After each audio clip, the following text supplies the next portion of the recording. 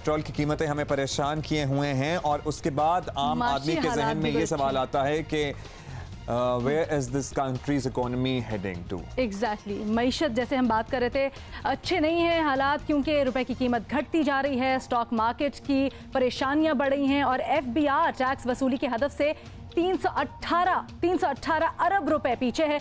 मईशत अच्छे हाल में नहीं है और बज़ाहिर हुकूमत से संभल भी नहीं रही है।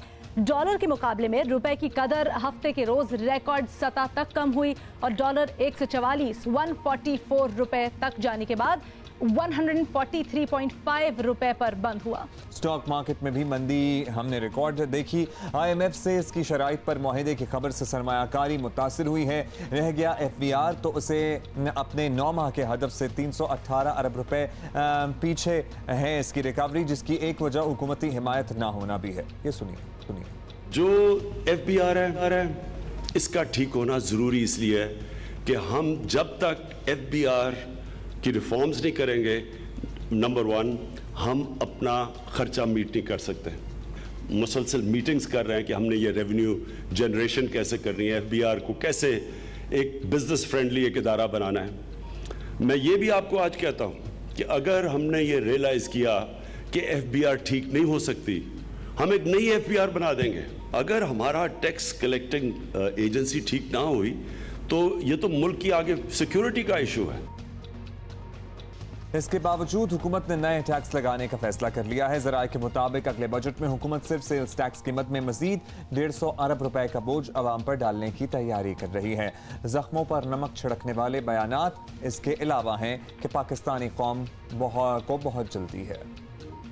हमारी इकोनॉमी डेफिनेटली, लेकिन प्लीज़ याद रखो ये टाइम लगता है। पाकिस्तानी को हर चीज़ अभी चाहिए नहीं, इकोनॉमी ठीक हो रही है और आस्ते आस्ते होती जाएगी। रुपी तो ब्रेक हो गया है, इसमें कोई शक ही नहीं है, और जब रुपी ब्रेक होता है तो वह महंगाई होती है, तो ये हमें थोड़ी देर के लिए बर्दाश्त करना पड़ेगा। शायद इसी सोच के तहत हुकूमत ने पेट्रोलियम मसनूआत की कीमतों में भी इजाफा कर दिया है। आज से पेट्रोल की कीमत में 6 रुपए, हाई स्पीड डीजल 6 रुपए, जबकि लाइट डीजल ऑयल और मट्टी की तेल की कीमत में फी लीटर 3 रुपए इजाफा हो गया है। और जब ये कीमतें बढ़ती हैं तो जाहिर है चाहे वो शाय खुरनोश हो, सब की कीमतें बढ़ जाती हैं क्योंकि ट्रांसपोर्टेशन कॉस्ट बढ़ी होती है। हम ओवरऑल माशी सूरत हाल पर बात करेंगे। माहिर माशिया डॉक्टर इकरामुल हक साहब ने हमें ज्वाइन किया। बहुत शुक्रिया डॉक्टर साहब, आपने वक्त दिया। डॉक्टर साहब, दोस्त ममालिक से हमें इमदाद मिल गई, बिजली गैस पेट्रोल महंगा हो रहा है, टैक्सेस में इजाफे का सुनाया जा रहा है, लेकिन माशी आशारियों में बेहतरी नहीं आ रही है। हुकूमत के इक़दामात गलत हैं या कोई और ही वजह है कि मईशत संभल नहीं पा रही है? हुकूमती माशी पॉलिसियों का दारोमदार इस बात पर होता है कि मुल्क के अंदर कितनी इन्वेस्टमेंट आ रही है और कारोबार कितना बढ़ रहा है। दरअसल जब हम गैस, बिजली, पेट्रोल और दूसरी यूटिलिटीज़ की कीमतें बढ़ाते हैं तो उससे जो business cost of doing business बढ़ती है और इकॉनमी जो है वो सुस्त रवि का शिकार होती है। दूसरी तरफ आवाम जिनकी आमदनी फ़िक्स हो और जिनके ज़राए महदूद हों, उनके ऊपर महंगाई का बहुत ज़्यादा बोझ पड़ता है।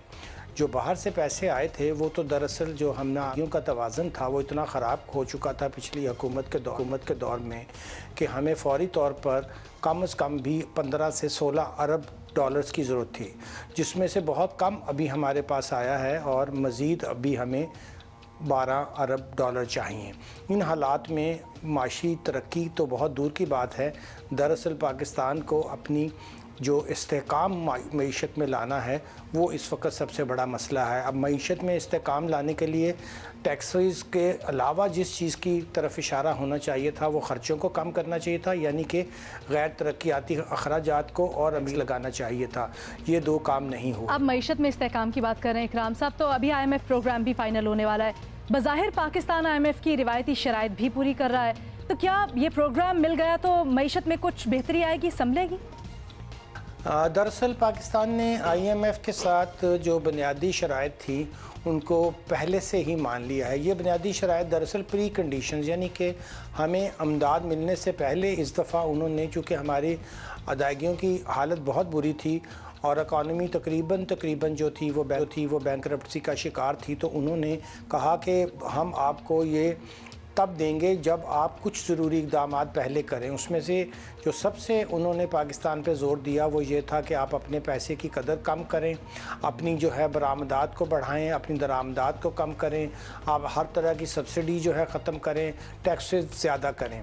अब ये इमदाद तो हमें मिल जाएगी जिसका कि मई के कोई वस्त में इम्कान है, मगर इस इमदाद के मिलने के बाद क्या मईशत में इस्तेहकाम आएगा या मज़ीद ज़बून हाली का शिकार होगी, ये एक बहुत बड़ा सवाल है।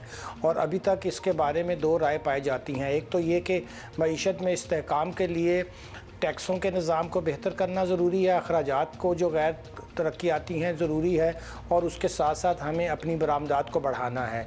मगर क्या एक ज़बून हाल मईशत में हम ये सारे काम कर सकेंगे जिसके अंदर माशी नमू यानी बढ़ने की सलाहियत ना हो, एक बहुत बड़ा सवाल है। और IMF के प्रोग्राम के आ जाने के बाद एक जो इकोनॉमिस्टों का व्यू है वो ये है कि हम मज़ीद ख़राबी की तरफ जाएंगे, बल्कि तरक्की पजीर मुल्क से जो हमने एक तरक्की याफ्ता मुल्क बनने का ख्वाब देखा था और एशियन टाइगर 20 बाई 2025 वो अधूरा रह।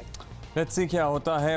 बड़ी डिप्रेसिव सी बातें कुछ आपने कर दी डॉक्टर साहब, लेकिन अभी हम आपसे कुछ और बात जानना चाहते हैं। वो टैक्स कलेक्शन और रेवेन्यू के हवाले से है कि FBR एक बार फिर टैक्स वसूलियों के हदफ से बहुत पीछे नजर आता है।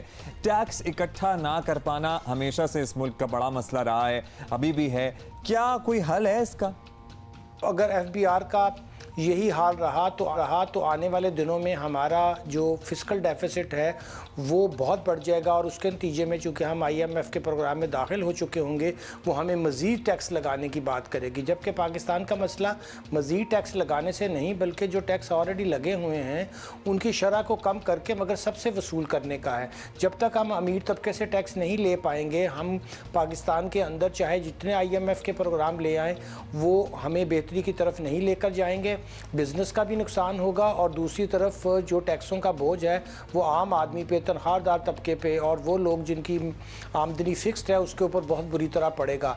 इस हुकूमत ने अगर गैर मकबूल होना है बहुत जल्दी तो फिर ये फार्मूला ठीक है, वरना उन्हें फौरी तौर पर टैक्सों की शरह कम करनी चाहिए, टैक्सों की वसूली बेहतर करनी चाहिए, और उसी के ज़रिए जो है वो हम दोबारा से माईशत को भी इस्तेहकाम और साथ ही उनको इन्वेस्टमेंट के लिए लोगों को कायल करना होगा कि आपकी यहाँ पे जो हुकूमत की अदारे हैं वो आपको फैसिलिटेट करेंगे, नाजायज़ तंग नहीं करेंगे, और FBR का एक फ्रेंडली पोस्चर जो है वो हमें बनाना होगा। अभी FBR से बहुत लोग अभी तो FBR से बहुत लोग डरते हैं और यही जहन में ख्याल आता है। बहुत शुक्रिया आपका माहिर माशिया डॉक्टर इकरामुल हक हमारे साथ मौजूद थे कि बैंक ट्रांजैक्शन भी कोई कर रहे हो तो लोग कहते हैं नहीं FBR पीछे पड़ जाएगा।